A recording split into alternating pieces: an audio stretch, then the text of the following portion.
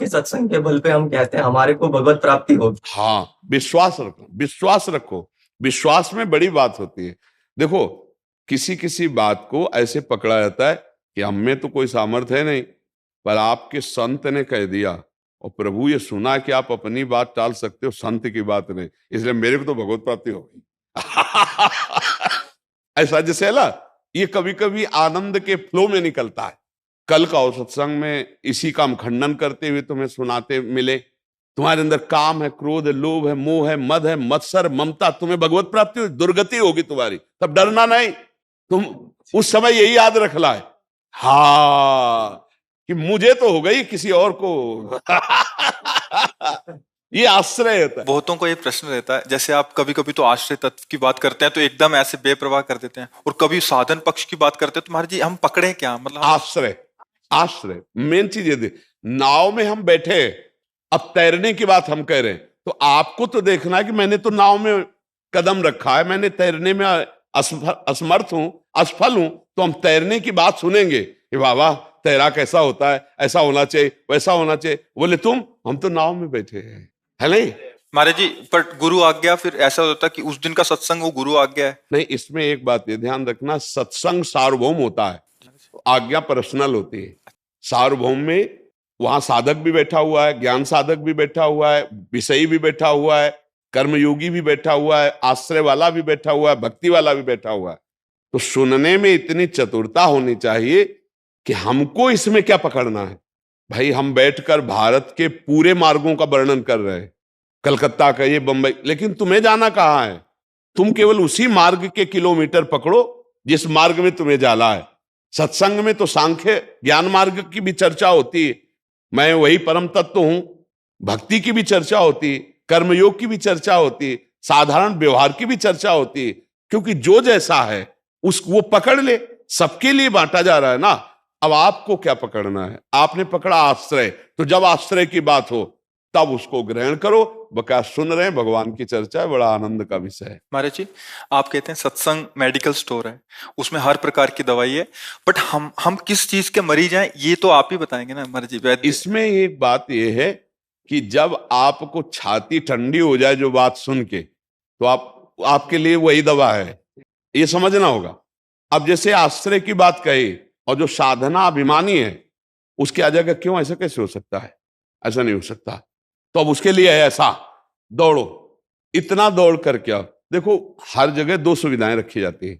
बड़ी बिल्डिंग में एक होती सीढ़ी की सुविधा दोनों तरफ से, और एक होती लिफ्ट की सुविधा। अब अगर आप सीढ़ियों पे दौड़ के जाने वाले हो तो चढ़िए, असमर्थ हो तो लिफ्ट में बैठ जाइए।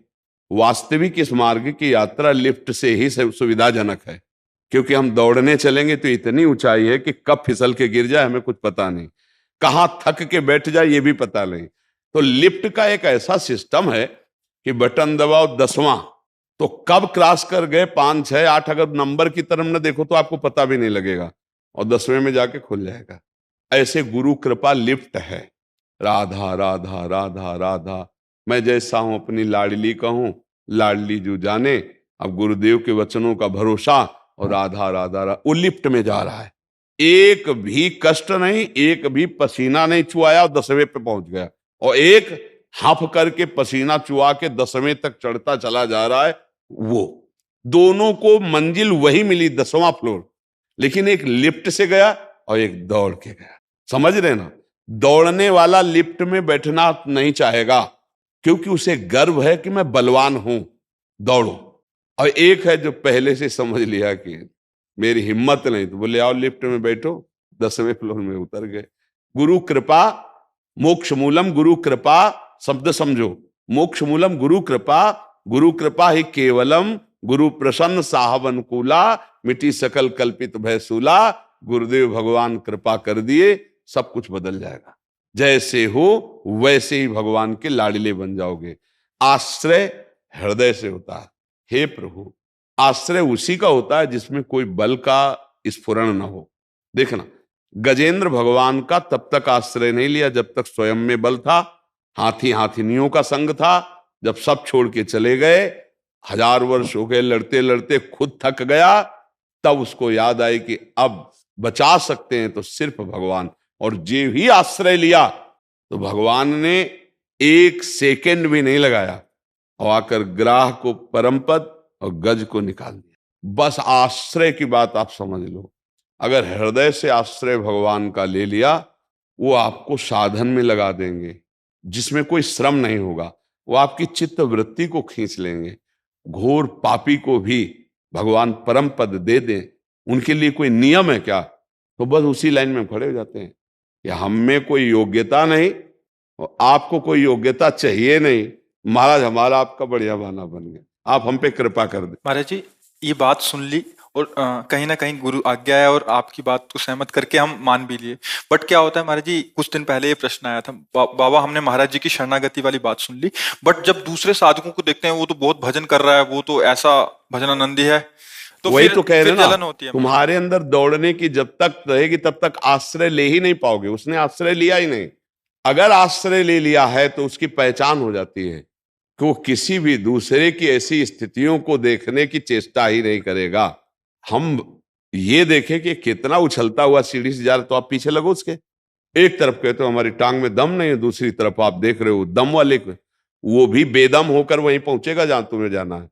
ऐसे हाथ उठाए भगवत मार्ग में चाहे जितना दौड़ लो, आखिरी में ऐसे ही करना पड़ेगा। तो तुमने पहले से ऐसे कर दिया तो तुम्हें पसीना नहीं चुआना पड़ेगा, आनंद पूर्वक चले जाओगे। अरे जी जैसे पर आपने लिफ्ट का उदाहरण देते हैं कि पहले माले में तो पता लगता है, बीच के माले में, ऐसे ही शरणागति में महाराज जी पता नहीं लगता कि हम किस ऊंचाई में जा रहे हैं। उसकी हम पहचान बता रहे हैं आपको।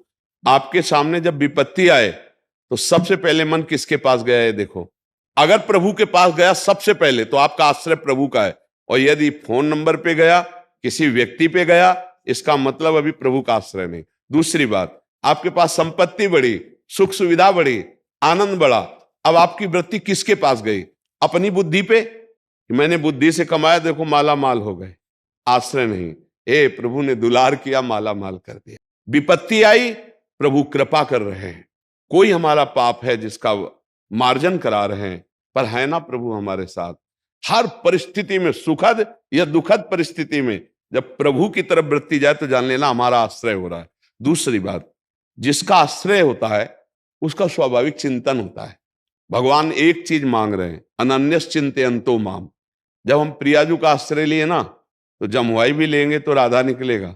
अगर जैसे शब्द उच्चारण कर रहे तो दिमाग में शब्द बंद हुआ तो नाम चल, बोलना बंद हुआ तो नाम स्पष्ट चल रहा, क्योंकि उनके सिवा हमारा कोई आश्रय नहीं है। अब जैसे कोई हमसे कहे तुम्हारी दुर्गति हो जाएगी ऐसे से ऐसे से, तो ऐसे दृष्टि जाएगी, श्री जी आप देख लो, कह रहे दुर्गति हो जाएगी, आप देख लेना। वो उसकी बात से घबराएगा नहीं, वो अपनी श्री जी से बात करेगा, श्री जी देख लो। तो हमें लगता है कि हमको इसीलिए कहा गया, इष्ट मिले और मन मिले, मिले भजन रस रीति, तहां निसंक होए मिलिए, तासों कीजिए प्रीति। अभी ये बात आप किसी और से कहेंगे, वो अपनी, उसकी भक्ति, उसका माइंड, उसकी स्थिति, वो अपनी स्थिति से बोलेगा। ऐसा कुछ नहीं है भैया, यहां जितना करोगे उतना ही मिलेगा तुम्हें। गलत नहीं है, ये भी एक सिद्धांत है, लेकिन ये सिद्धांत कर्ता को है, भोक्ता को है, भगवान के भक्त का नहीं। जितना करोगे उतना मिलेगा, ये नौकर का सिद्धांत है, घर के आदमी का नहीं है। क्यों? नौकर बन के जाओगे तो उतना ही पेमेंट मिलेगी जितना करोगे, और अगर घर के आदमी हो तो फिर पेमेंट वाली बात नहीं रहती, घर वाला शब्द रहता है। ये आश्रय घर वाला है और वो साधना पेमेंट वाली है। ये केवल कोरी भावुकता की बात नहीं है, साधना पेमेंट, जितनी साधना करोगे उतना ही फल आएगा। और ये भरोसो दृढ़ इन चरणन के, सूरदास जी का पद है, भरोसो दृढ़ इन चरण, श्री वल्लभ नख चंद्र छटाबिन, सब जग माहि अंधेरो।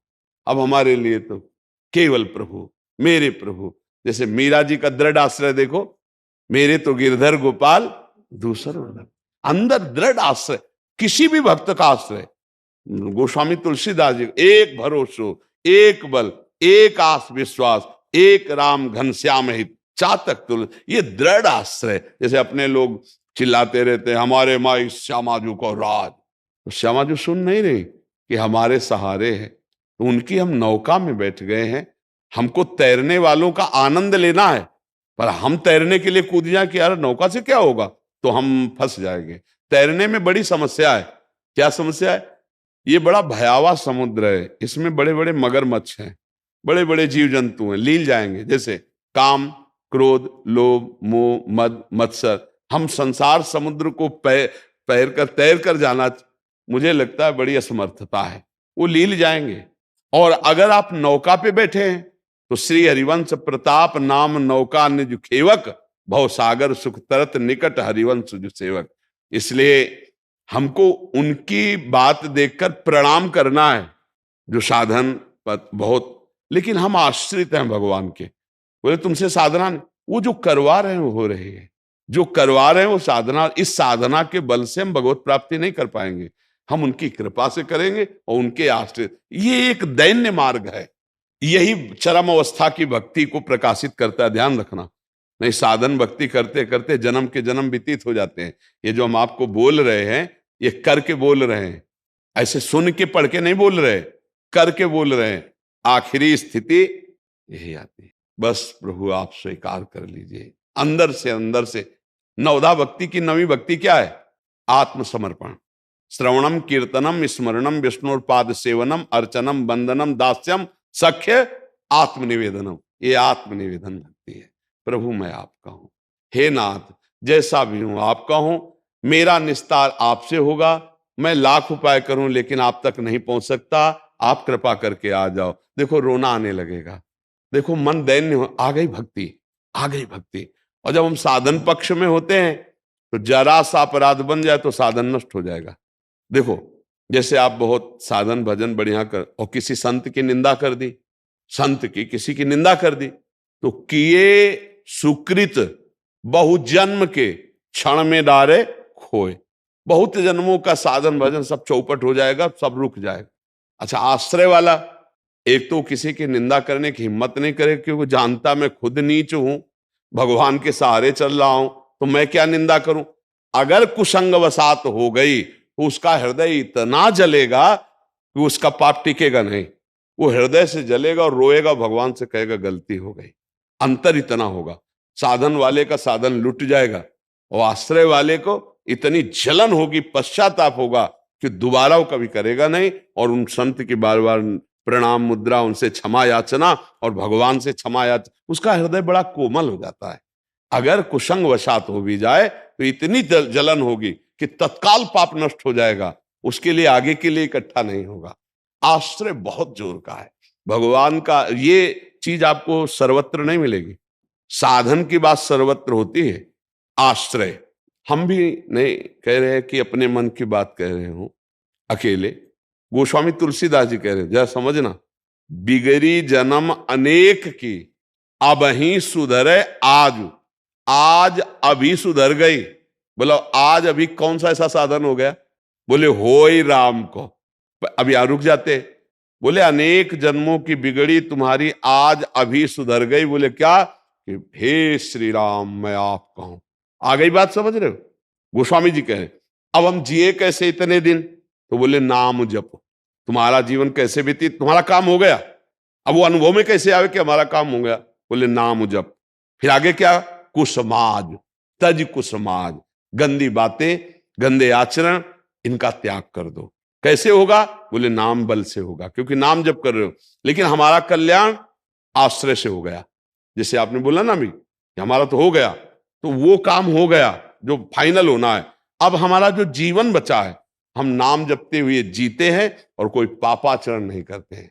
अगर कभी भूल से हो जाता है ऐसे जनों के द्वारा कुसंग वसात, तो जन अवगुण प्रभु मान न काऊ, दीन बंधु अति मृदुल स्वभाव। किसी की निंदा नहीं करनी। एक बात समझना कि हम तो आश्रित हैं, आश्रय, सब ये नहीं बातें होती, ये हमारे हृदय का विषय है। बाहर से कोई समझा रहा है आपको ऐसा कर, जी जी, लेकिन हमको यही रखना है श्री जी को करवाना होगा करवा लेंगे, हम तो श्री जी के आश्रित है। बस वो अंदर से कहीं फंसता नहीं है। ये जो बताया कि वो दूसरे को साधन को दे, उसने आश्रय लिया नहीं, दूसरे को देख कैसे रहे हो? आश्रित तो अपने और अपने प्रभु को देखता है, दूसरे को नहीं। दूसरे कोई ज्ञान से चल रहे हैं, कोई योग से चल रहे हैं, कोई कर्म योग से, बड़े साधन है, सबको प्रणाम है। हमारी योग्यता नहीं थी तो हमें भगवान का आश्रय मिल गया, हम आश्रय से चल रहे हैं। और आश्रय वाले का कभी पतन नहीं होता। नामे भक्ता प्रणश्यति।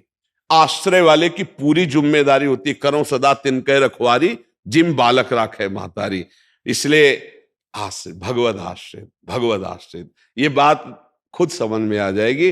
पहली भूमिका हो गई हम आश्रित है, दूसरा हमें नाम जपने का प्रयास करना है, तीसरा हमसे कोई पापाचरण न हो, ये भगवान के बल से प्रयास रखना है, पक्का भगवत प्राप्ति।